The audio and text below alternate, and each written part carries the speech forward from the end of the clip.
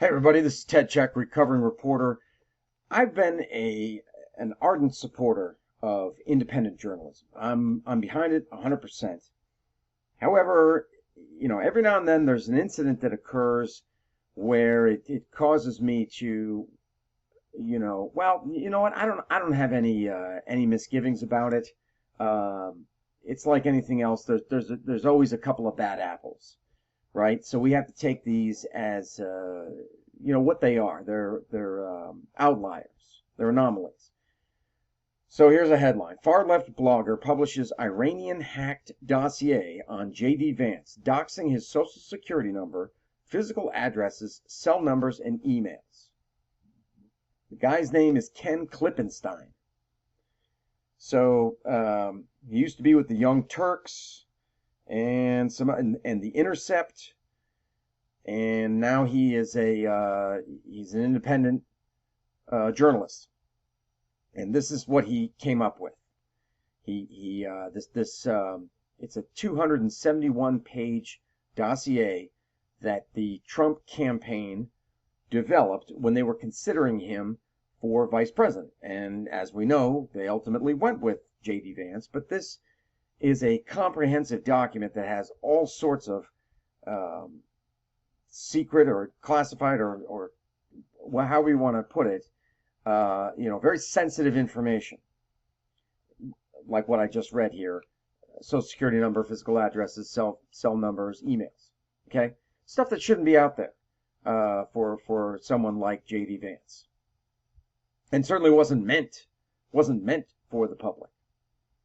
But it certainly could cause a safety issue, a security issue for JD Vance. Now, what happened was that immediately the fallout is that Klippenstein was suspended by X for publishing the hacked JD Vance. So, I mean, probably what happened was he published it on his Substack, which is a blogging platform, and then he used X to broadcast that, or to say, hey, look, go over to my Substack. So he used X as a jumping off point to get eyes over to his Substack, because that's where he wants people, because that's where the dossier is, and the more eyes he gets there, the more money he makes through subscriptions, I believe. So X was and Elon Musk quick to suspend Klippenstein. Let's see. So the background is that soon after Trump picked Vance as his vice presidential nominee, an individual known as Robert sent the document to a reporter from Politico. In August, the Trump campaign revealed that it had been hacked by Iranian intelligence. So it's Robert the Iranian, I guess, who Robert the Iranian. Several other outlets were sent the vetting documents, but all refused. This I'm very proud of. I'm very happy that, and I don't know who these outlets were, but I could guess that they were some of the big ones out there. They all refused to print its contents on the grounds of both the unclear provenance of the information. That means the origin. They weren't sure where exactly it was coming from, so therefore the veracity, the truth of it, of the information, as well as its apparent lack of newsworthiness. Right. It's just you could argue that whether it's newsworthy or not, but it is the safety of the individual that should come before that. Some criticize those outlets for their refusal to make the document public. Yeah, I mean, you can't look. Media is there to lay out everything for the public, but there are some things but you have to be discerning. You can't just say, well, the public has a right to know, and boom, we got blasted out there without any regard for anything else. Okay, there needs to be checks and balances. There needs to be a threshold, and you have to consider the safety and security of the individual, and you can't just say, well, heck, he's got he's got the Secret Service, so he should be fine. No, that doesn't cut it. So Ken Klippenstein. Here's Ken. Here is Ken Klippenstein. He's got some type of fun GoFundMe. I don't know when he started this. If he started it a long time ago, he's not doing so great at $9,274 raised of a $100,000 goal. So in addition to his Substack, he's got this going on.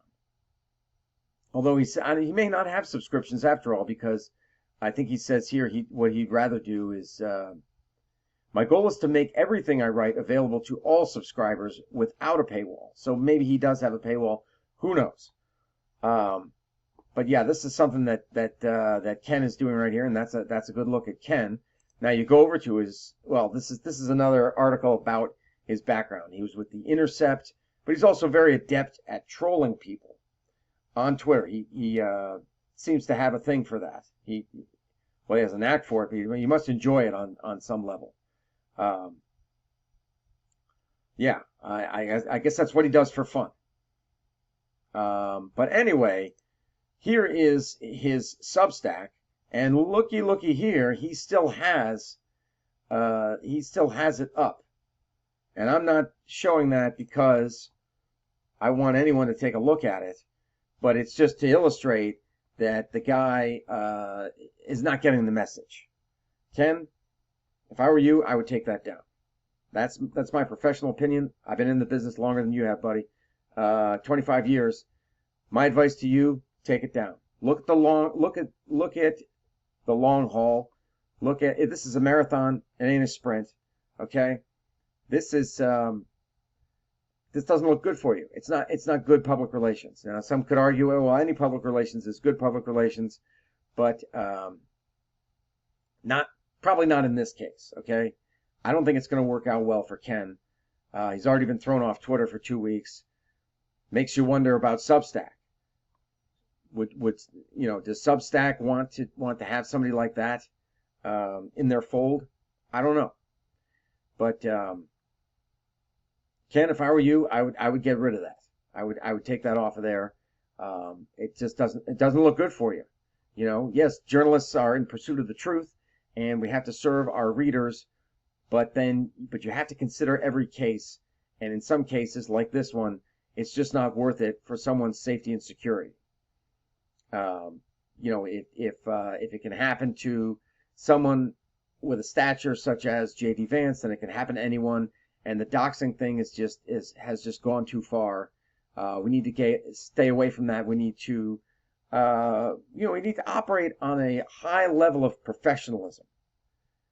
And that's why all those other media outlets declined to put this document out there, because there are too many question marks, and they couldn't satisfy certain thresholds. So they said, you know what, we're out.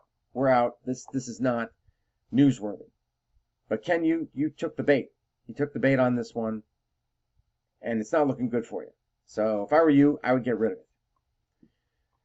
Let me know your thoughts on all this. I'd like to hear what you think about Ken Klippenstein and the whole doxing thing of JD Vance. And I will talk to you later.